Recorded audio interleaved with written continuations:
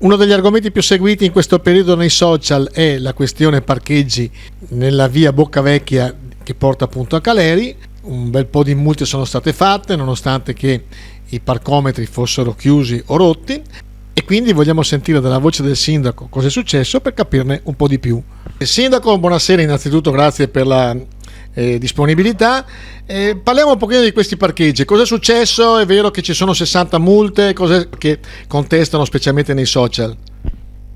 Ecco, buonasera a tutti, grazie per questa opportunità, soprattutto per la lealtà con la quale si sta operando, e questo è indice di professionalità da parte tua. Grazie. Allora, sul numero preciso delle sanzioni che sono state fatte, non so dire se sono state 60 o se è una o se sono 59, ma al di là dei numeri, credo che la nostra polizia locale, al quale va il mio ringraziamento a tutti gli agenti e in primo al nostro comandante, che operano da sempre in maniera corretta e applicano il codice della strada in maniera peculiare e attenta. Ma al di là di questo c'è sempre la possibilità di fare ricorso se qualcuno sente che siano stati lesi i propri diritti.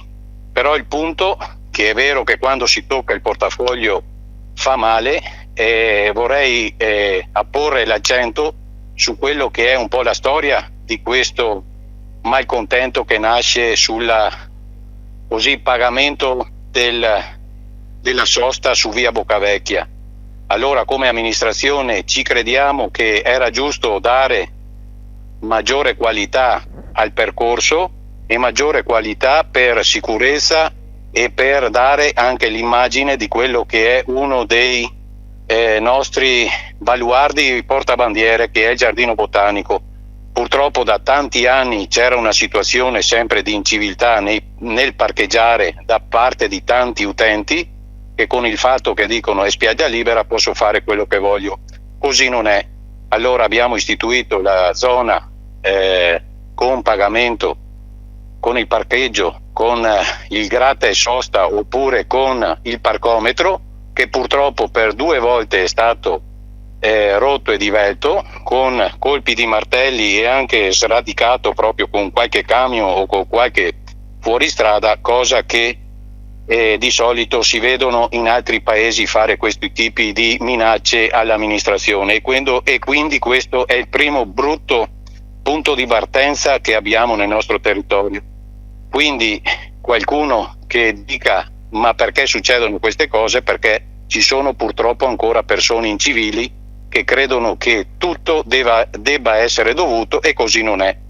Allora, al di là di questo, se qualcuno va e vuol fare il furbo e parcheggiare senza pagare la sosta, non è così che funziona. Si devono provvedere del tagliandino e pagare quello che è la tariffa o giornaliera oppure la tariffa oraria. Quindi io invito tutti a valorizzare quello che è un patrimonio di tutti, perché non a caso siamo dentro al Parco Delta del Po, non a caso siamo patrimonio del MAB UNESCO, e persone che pensano di venire sulla nostra spiaggia libera e lasciarci le immondizie, che oltre a dare una brutta immagine di insegnamento ai propri bambini, vanno a toccare le tasche dei cittadini di Rosolina che pagano la Tari, e questo non è giusto. Quindi dovete avere rispetto del territorio, ma soprattutto dell'insegnamento, e rispettare quello che è l'ambiente e l'educazione per i vostri figli. Io come sindaco sono sempre a disposizione per tutti, sia a prendermi le sberle, sia a prendermi anche quelli che sono critiche costruttive, però a questi tipi di atteggiamenti il sindaco Franco Vitale non ci sta.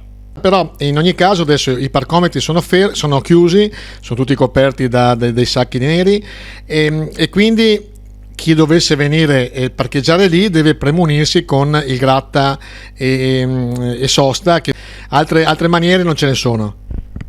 Altre maniere non ce ne sono, perché purtroppo in già 2 occasioni noi abbiamo ripristinato i parcometri, però purtroppo questi puntualmente la notte successiva sono stati proprio divelti e resi inutilizzabili. Quindi il discorso, oltre che a dare un'immagine così di territorio abbandonato, perché questo poi è quello che passa, abbiamo anche dei costi che non possiamo sostenere proprio nell'andare a ripristinare questi questi attrezzi che sono delicati e importanti per la funzione che vanno a fare.